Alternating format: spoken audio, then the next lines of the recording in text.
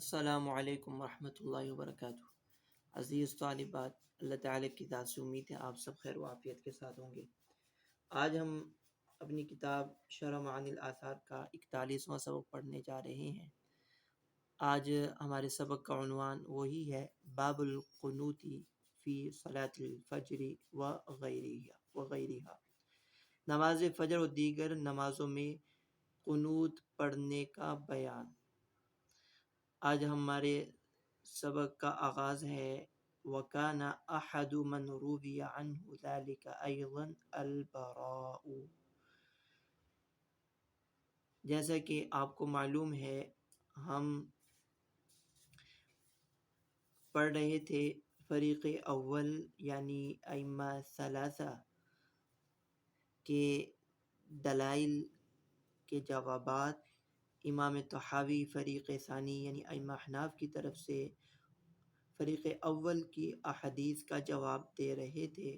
ان میں سے آج ہم حدیث براء بن عازب رضی اللہ تعالی عنہ کا جواب پڑھیں گے اور یہاں سے اپنے سبق کا آغاز کریں گے۔ سبق شروع کرنے سے پہلے درود شریف پڑھ لیں۔ اللہم صلی علی سیدنا و مولانا محمد النبی الامی وعلی آلہ و اصحابہ وبارک وسلم۔ اب صفحہ نکال لیں۔ جی بسم اللہ الرحمن الرحیم۔ وَكَانَ أَحَدُ مَنْ رُوِيَ عَنْهُ ذَلِكَ أَيْضًا الْبَرَاءُ۔ امام طحاوی فرما رہے ہیں کہ جن صحابہ سے قنوت فی صلاۃ الفجر مروی ہے، ان میں سے ایک حضرت براء بن عازب بھی ہیں۔ انہوں نے فروی عنہ، ان سے مروی روایت کے الفاظ یہ ہیں ان رسول اللہ کان یقنت فی الفجر والمغرب، کہ رسول اللہ صلی اللہ علیہ وسلم نماز فجر اور مغرب میں قنوت پڑھتے تھے۔ وَلَمْ يُخْبِرْ بِقُنُوتِهِ ذَلِكَ مَا هُوَ فقد يجوز أن يكون ذلك القنوت الذي رواه ابن عمر وعبد الرحمن بن أبي بكر ومن روى ذلك معهما ثم نسخ ذلك بهذه الآية أيضا۔ لیکن حضرت براء نے اس بات کی خبر نہیں دی کہ وہ قنوت کیا تھی، وہ قنوت کیا تھی۔ فقط یجوز، ہو سکتا ہے کہ یہ قنوت کے جس کا ذکر براء بن عازب کی روایت میں ہے، یہ قنوت وہی قنوت ہو جس کا ذکر ابن عمر نے اپنی روایت میں کیا اور عبد الرحمن بن ابی بکر نے کیا ہے۔ تو جب یہ قنوت وہی ہوئی جس کو ابن عمر اور عبد الرحمن بن ابی بکر نے روایت کیا، تو جیسے وہ قنوت منسوخ ہو گئی اس آیت لیس لک من الامر شیء او یتوب علیہم او یعذبہم فانہم ظالمون کی وجہ سے، تو اسی طرح یہ بھی منسوخ ہو گئی اسی آیت کریمہ کی وجہ سے۔ وقد قرن فی هذا الحدیث بین المغرب والفجر، یہاں سے امام طحاوی ایک سوال کا جواب دے رہے ہیں۔ سوال یہ ہوتا ہے کہ براء بن عازب کی روایت میں جس قنوت کا ذکر ہے، اگر یہ قنوت وہی قنوت ہے جس کا ابن عمر اور عبد الرحمن بن ابی بکر نے روایت کیا، پھر تو اس کا منسوخ ہونا ہم تسلیم کر لیتے ہیں، لیکن یہ بھی تو احتمال ہے کہ یہ قنوت وہ نہ ہو جس کا ابن عمر اور عبد الرحمن بن ابی بکر نے روایت کیا۔ تو جب یہ قنوت وہ نہیں ہے تو پھر ہم اس کا منسوخ ہونا آیت کی وجہ سے کیسے تسلیم کر سکتے ہیں؟ یہ ایک سوال ہوتا ہے، یہاں سے اس سوال کا جواب دے رہے ہیں۔ وقد قرن في هذا الحديث بين المغرب والفجر فذكر ان رسول الله كان يقنط فيهما ففي اجماع مخالفين لنا على ان ما كان يفعل في المغرب من ذلك منسوخا ليس لاحد بعده ان يفعل دليل على ان ما كان يفعل في الفجر ايضا كذلك۔ جواب کا حاصل یہ ہے کہ براء بن عازب رضی اللہ تعالیٰ عنہ کی حدیث میں فجر کے ساتھ مغرب میں بھی قنوت پڑھنے کا ذکر آ رہا ہے، فجر کے ساتھ مغرب میں بھی قنوت پڑھنے کا ذکر آ رہا ہے۔ تو اس پر تو مخالفین کا بھی اجماع ہے کہ قنوت فی صلاۃ المغرب منسوخ ہے۔ تو جب قنوت فی صلاۃ المغرب منسوخ ہے تو جو اس کے ساتھ نماز فجر کا ذکر ہے اس میں بھی قنوت کا پڑھنا منسوخ ہوا، ورنہ لازم آئے گا تحکم اور ترجیح بلا مرجح، جو کہ باطل ہے، جو کہ باطل ہے۔ یہ اس سوال کا جواب دے دی۔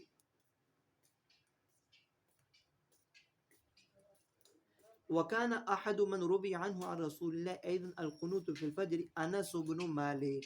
یاد ہے حدیث انس کا جواب ذکر کر رہے ہیں. جواب کا خلاصہ اور حاصل سمجھ لیں. جواب کا خلاصہ یہ ہے، امام طحاوی فرماتے ہیں کہ حضرت انس کی روایت عمر بن عبید عن الحسن کے طریق سے یوں مروی ہے، فروا عمر بن عبید عن الحسن عن انس. عمر بن عبید عن الحسن کے طریق سے یوں مروی ہے، ان رسول اللہ لم یزل یقنط بعد الرکوع فی صلاۃ الغداۃ حتی فارقہ. رسول اللہ فجر کی نماز میں قنوت، رکوع کے بعد قنوت ہمیشہ پڑھتے رہے یہاں تک کہ آپ کا انتقال ہو گیا. فاثبت فی هذا الحدیث القنوت فی صلاۃ الغدر فی صلاۃ الغداۃ. پس اس حدیث میں نماز فجر میں قنوت کو ثابت کیا ہے. وَأَنَّ ذَلِكَ لَمْ يُنسَخ، اور اس بات کو بھی ثابت کیا ہے کہ نماز فجر میں قنوت کا پڑھنا وہ منسوخ نہیں ہوا بلکہ پوری زندگی آپ کی زندگی میں جاری رہا. جبکہ حضرت انس کے 5 شاگرد اور بھی ہیں جنہوں نے حضرت انس سے قنوت فی صلاۃ الفجر کی روایت کی ہے، اور وہ یہ ہیں، اور وہ 5 شاگرد یہ ابن سیرین ہیں. ابن سیرین وقد روی عنہ فی من وجوہ خلاف ذالک، جبکہ پانچوں کے پانچوں ابن سیرین، اسحاق بن عبداللہ، قتادہ، حمید، عاصم، یہ پانچوں کے پانچوں جو حضرت انس بن مالک کے شاگرد ہیں، انہوں نے اس روایت کے خلاف روایت کیا ہے. حضرت انس بن مالک سے دیگر طرق میں اس مفہوم کے خلاف مروی ہے، اس مفہوم کے خلاف مروی ہے. چنانچہ ابن سیری نے یوں روایت کیا ہے کہ حضرت انس سے سوال کیا گیا کہ کیا رسول اللہ فجر کی نماز میں قنوت پڑھی؟ تو انہوں نے کہا جی ہاں. ان سے پوچھا گیا قبل رکوع یا بعد رکوع؟ تو انہوں نے کہا بعد رکوع تھوڑا زمانہ، بعد رکوع تھوڑا زمانہ. دیکھیں فروا ایوب عن محمد بن سیری قال سئل انس، محمد بن سیرین فرماتے ہیں حضرت انس سے جب یہ سوال کیا گیا اقنت رسول اللہ فی صلاۃ الصبح، نماز فجر میں قنوت پڑھی؟ فقال نعم. فقیل قبل رکوع او بعدہ؟ فقال بعد رکوع یسیرا، تھوڑا زمانہ. یہ ایک شاگرد ہو گئے محمد بن سیرین. جبکہ دوسرے شاگرد اسحاق بن عبداللہ بن ابی طلحہ، ان کی روایت میں ہے کہ آپ نے 3 دن قنوت پڑھی جس میں ریل ذکوان پر دعا فرماتے. وروا اسحاق بن عبداللہ بن ابی طلحہ عنہ انه قال قنت رسول اللہ 30 صباح، 30 صبح تک رسول اللہ صلی اللہ علیہ وسلم قنوت پڑھی علی رعل و ذکوان. تیسرے شاگرد قتادہ نے اسحاق بن عبداللہ بن ابی طلحہ کے مثل ہی روایت کیا. وروا قتادہ عنہ نحوا من ذلك وروا عنہ حمید. چوتھے شاگرد ہیں حمید. حمید نے 20 دن قنوت پڑھنے کا ذکر کیا. ان رسول اللہ انما قنت 20 یوما فہؤلاء کلہم. اب دیکھو یہ 4 شاگرد ہیں، فہؤلاء کلہم قد اخبروا عنہ خلاف ما روا عمر عن الحسن، کہ ان چاروں کے چاروں شاگردوں نے انس بن مالک سے جو روایت ذکر کی، جو خبر دی، وہ عمر عن الحسن کے طریق سے جو روایت ہے اس کے خلاف ہے. وقد روا عاصم. اب ایک شاگرد رہ گئے عاصم. امام حضرت انس بن مالک سے روایت کرتے ہیں انکار القنوت بعد الرکوع اصلا. عاصم وہ قنوت کا انکار کرتے ہیں بالکلیہ، بعد رکوع قنوت کا انکار کرتے ہیں. تو 5 شاگردوں میں سے 4 شاگردوں نے تو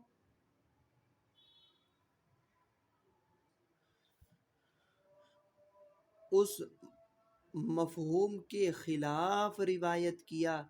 4 نے ابن سیری، اسحاق بن عبداللہ، قتادہ، حمید، انہوں نے اس مضمون کے اور اس مفہوم کے خلاف روایت کیا کہ جس روایت عمر بن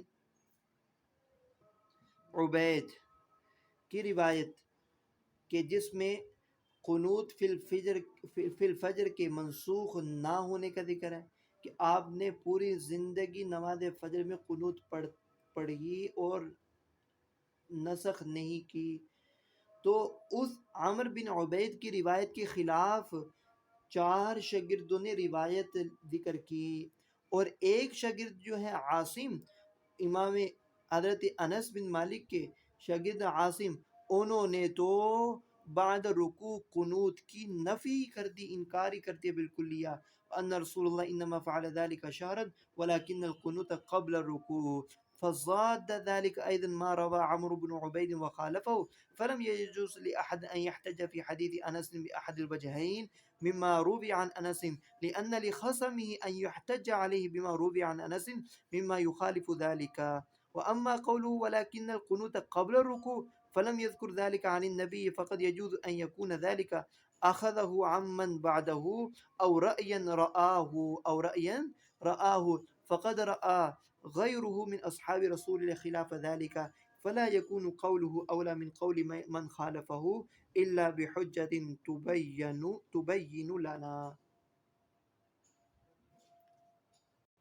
یہاں سے امام طحاوی فرما رہے ہیں حاصل یہ ہوا کہ حضرت انس کی روایت دو طریق سے مروی ہے، ایک طریق میں قنوت پڑھتے رہے انتقال کے وقت تک، اس کا بیان ہے، اور دوسرے طریق میں قنوت پڑھی صرف 1 ماہ تک یا کچھ عرصے تک.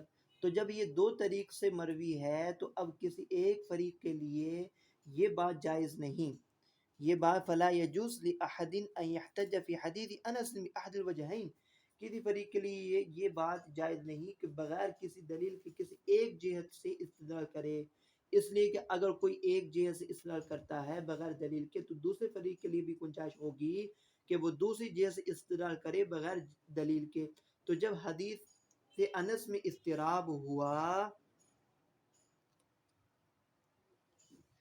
بس جب حدیث انس میں اضطراب ہوا تو کسی فریق کے لیے اس حدیث سے استدلال کرنا جائز نہیں ہوگا. واما قولہ، یہاں سے امام طحاوی فرما رہے ہیں کہ حضرت انس کا یہ جو قول ہے وَإِنَّمَا الْقُنُوتُ قبل رکوع ولیکن القنوت قبل رکوع، ولیکن القنوت قبل رکوع، کہ قنوت تو رکوع سے پہلے ہے، یہ انہوں نے آپ صلی اللہ علیہ وسلم سے نہیں سنا کہ آپ صلی اللہ علیہ وسلم نے یہ فرمایا ہو. اب اس میں بھی دو احتمال آ جاتے ہیں کہ حضرت انس نے اس کو کسی صحابی سے لیا ہو اور رأین رآ ہو، یا پھر حضرت انس کی اپنی رائے ہو.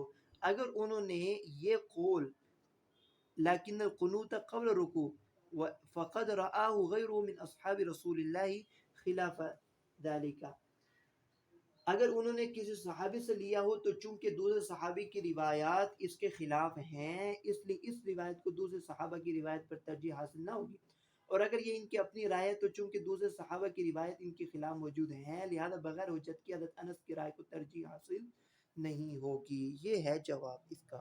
اور فقد رآ غیرہ من اصحاب رسول اللہ صلی اللہ علیہ وسلم خلاف ذالک، دیگر صحابہ نے اس کے خلاف جو کہ ذکر کیا ہے، فلا یکون قوله اولا من قول من خالفہ، تو جنہوں نے ان کی مخالفت کی ہے، مخالفت کے قول آ جانے کی وجہ سے انس کا قول، حضرت انس رضی اللہ تعالیٰ عنہ کا قول، وہ قابل حجت، قابل استدلال نہیں ہوگا، اولا افضل نہیں ہوگا. الا بحجت تبین لنا، الا یہ کہ کوئی دلیل، کوئی حجت جو کہ ہمارے لیے بیان کرتے ہیں. فإن قال قائل، یہاں سے ایک اشکال اور قیل لہو سے اس اشکال کا جواب دے رہے ہیں. اشکال ذکر کریں گے. فإن قال قائل فقد روى أبو جعفر الرازي عن الربيع بن أنس قال كنت جالسا عند أنس بن مالك فقيل له إنما قنت رسول الله شهرا فقال ما زال رسول الله يقنت في صلاة الغداة حتى فارق الدنيا. فرما رہے ہیں کہ ابو جعفر رازی نے حضرت ابو جعفر رازی نے جو روایت کی ہے اس میں یہ الفاظ ہیں کہ رسول اللہ، حضرت انس سے کہا گیا کہ رسول 1 ماہ تک قنوت پڑھا، تو حضرت انس نے فرمایا کہ نہیں، رسول اللہ تو نماز فجر میں اپنی زندگی میں قنوت پڑھتے رہے اور قنوت کو ترک نہیں کیا، حتی فارق الدنیا، یہاں تک کہ رحلت فرما گئے. تو قیل لہو سے اس اشکال کا جواب دیا جا رہا ہے، یعنی کہ احناف کی طرف سے امام طحاوی اس اشکال کا جواب دے رہے ہیں. قد يجوز أن يكون ذلك القنوت هو القنوت الذي رواه عمر عن الحسن عن أنس، فإن كان ذلك كذلك فقد ضاده ما قد ذكرنا، ويجوز أن يكون ذلك القنوت هو القنوت قبل الركوع الذي ذكره أنس في حديث عاصم فلم يثبت لنا عن أنس عن النبي في القنوت قبل الركوع شيء وقد ثبت عنه النسخ للقنوت بعد الركوع.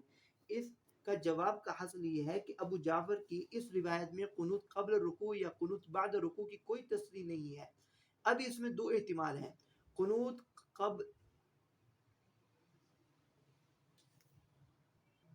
قبل الرکوع اور قنوت بعد الرکوع. اب اگر قنوت قبل الرکوع، اگر قنوت سے قنوت بعد الرکوع ہو تو پھر یہ قنوت وہی قنوت ہو جائے گا.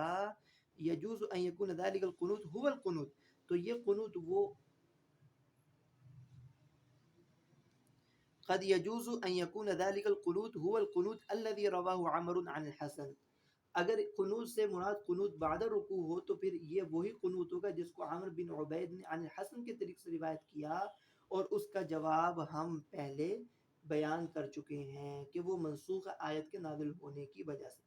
اور اگر قنوت سے مراد قنوت قبل الرکوع ہے جس کا ذکر عاصم کی حدیث مذکور ہے، تو اس کا جواب بھی اوپر آ چکا ہے، کہ وہ یہ فلم یثبت لنا عن انس عن النبی فی القنوت قبل الرکوع شیء، کہ حضرت انس رضی اللہ تعالیٰ عنہ کی طرف سے قبل رکوع قنوت کا کہیں ثبوت نہیں ملتا ہے.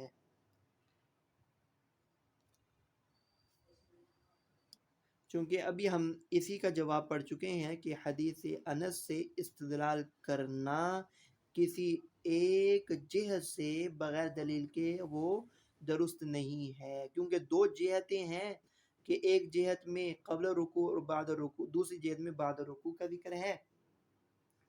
تو اس لیے کسی ایک جہت سے استدلال کرنا جائز نہیں ہوگا.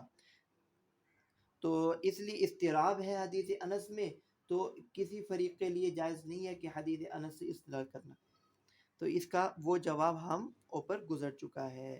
یہاں تک آج ہمارا سبق ہے، اس کو اچھی طرح یاد کر لیں، سماعت کر لیں. السلام علیکم ورحمۃ اللہ وبرکاتہ.